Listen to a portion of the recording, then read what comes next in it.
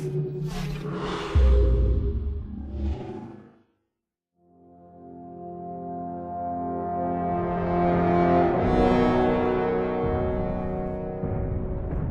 map pack in some ways is one of our first full direct Halo game projects. We started thinking about what do we want to do for map packs, when do we want to do them. We definitely wanted to pay full service to the universe created in Reach. One big consideration when we were working was how do we fit this to the fiction? All these maps are unique from the story standpoint of being places that are snapshots around the Reach universe as Reach is falling. You're constantly confronted with the fact that there's this beautiful place, but it's not going to be there forever.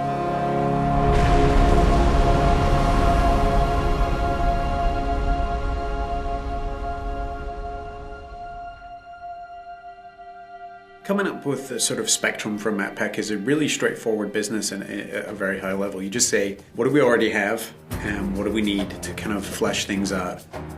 Everyone on the right side is working on super top secret stuff I can't talk about. And then everyone over here is also working on super secret stuff that goes. Certain Affinity, we're an independent developer. It's kind of spread out where we have artists. Down here in Austin, Texas. In little pods. We're about 50 people now. That team has a lot of experience with the engine, a lot of experience with Halo.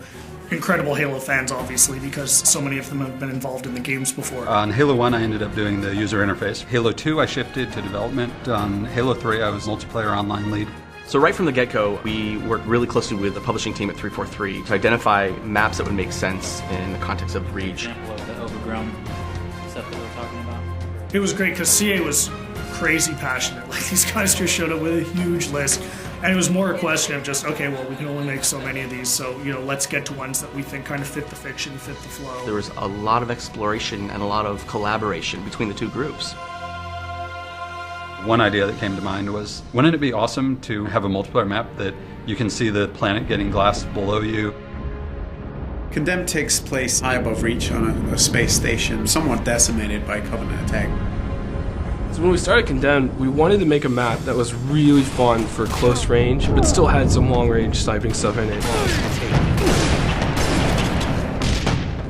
We're looking at Lockout specifically. What are some of the characteristics about Lockout that we think are so fun, and how can we take some of those and do them in a completely new map?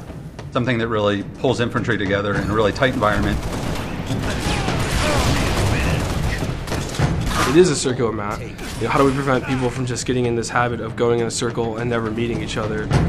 The low grab center, which we experimented with a couple different ideas on. Starting this one spot where no matter where you are on the map, you can always get to the action quickly, or you can always get across the map quickly.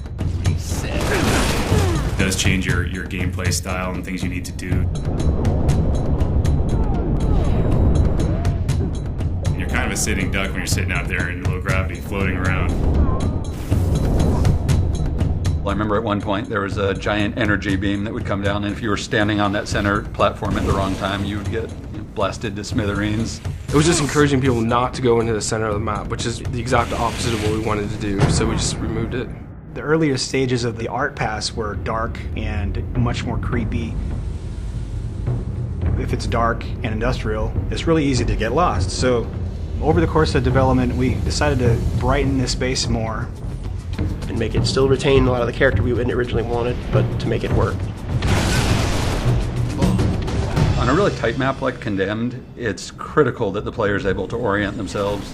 It actually came down to a lot of art coming in and helping us out and doing color-coded rooms. In the comm room, there's actually a big hologram establishing where it's been damaged and that it had been abandoned. Thinking about it like a facility that you would be in, you know, what kind of signage would be around that would help you navigate an airport or a hospital or a military base. One of the effects which we iterated on the most was the shield door effect. We couldn't make it look like a shield from any other shield effect that you have in Halo because that would communicate a certain functionality. We had to design a new one, and we went through probably 4 or 5 different iterations. Some were way too strong and way too distorted because people want to be able to stand and shoot through the reactor core, and so we couldn't do anything that would really obstruct the view. I think it's going to be really fun when people play it the first time and they think they can go their old camping routines with the shield door and they just get a sticky grenade right in their face and they're going to drop it. At the end, I feel like we have a map which has a lot of mood in each of the spaces and really feels unique, not just in and of itself, but to the rest of all the maps that are within the Halo franchise. We're looking at the story and the fiction, and we really want all of our maps to be set in very distinct locales. Highlands is a military training preserve where certainly Spartans did some training. You have the guard tower in the middle, judging the war games. The Pelican crash landed that had a bunch of Spartan 2s on it.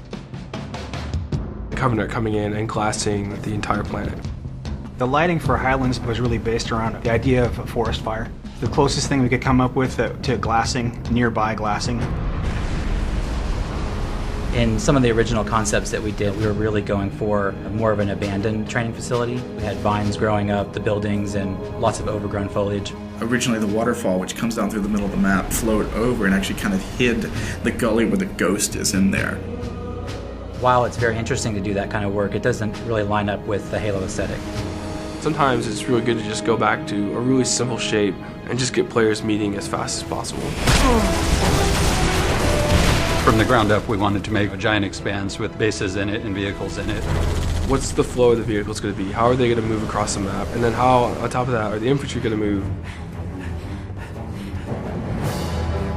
We made it big because we wanted it to be very vehicle focused. One of the reasons I think it works well as objective is you have so many different options to how to get from point A to point B. It's a weird hybrid of Blood Gulch style map kind of as a foundation, but mixed with these much more complex infantry spaces and these tighter spaces and all this verticality. But also having a variety of different locations that you can kind of hide and sneak and kind of make your way through the map and hopefully find the other person before they see you in the sights. Definitely speaks to the Halo of yore.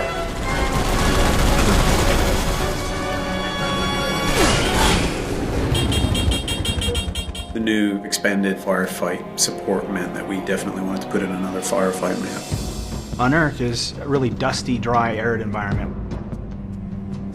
Reach is an industrial world, and its main purpose is a kind of military industrial outpost at the far reaches of human space. It's quiet. You can see the tire tracks on the ground where there's been human activity, but it's gone. It's a ghost town. It's a ghost world. So you're seeing this huge open cast mining facility with these kind of step plateaus where the minerals are being extracted from the ground. The complex itself is built right next to a meteor impact, so it made unearthing the titanium really easy. Set, start. Creating a firefight map is a very different experience. We have to account for all these different types of AI of all different sizes, of all different movement types. Phantoms come in and supply the enemies to the outer perimeter. Hunters are almost 2 times the size of a player. When you go to put a door in, can this giant hunter fit through it? We really wanted to make a map that would allow people to jetpack from multiple levels. We wanted people to be able to armor lock in hallways and block the AI and get them to have to move and do different things. We cater to a wide variety of playstyles. If you want to do close quarters combat, there's opportunity for that in there. If you want to just get in a vehicle and run havoc and run over, 40, 50, 60 grunts, then you can. They want more vehicle combat in firefight because that just adds a different dynamic than just being a Spartan on foot.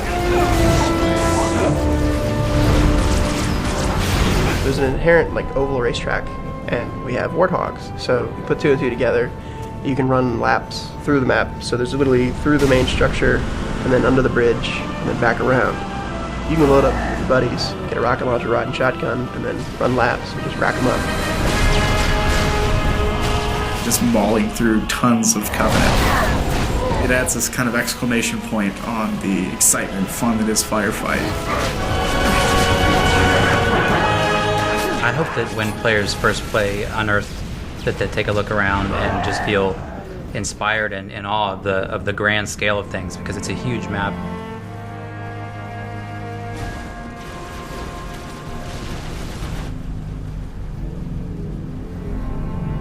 Unearthed is the calm before the storm. Highlands is the storm itself, with all the Covenant ships and the glassing that's happening right there on your doorstep. And then with Condemned at the very end, watching it all kind of go up in flames.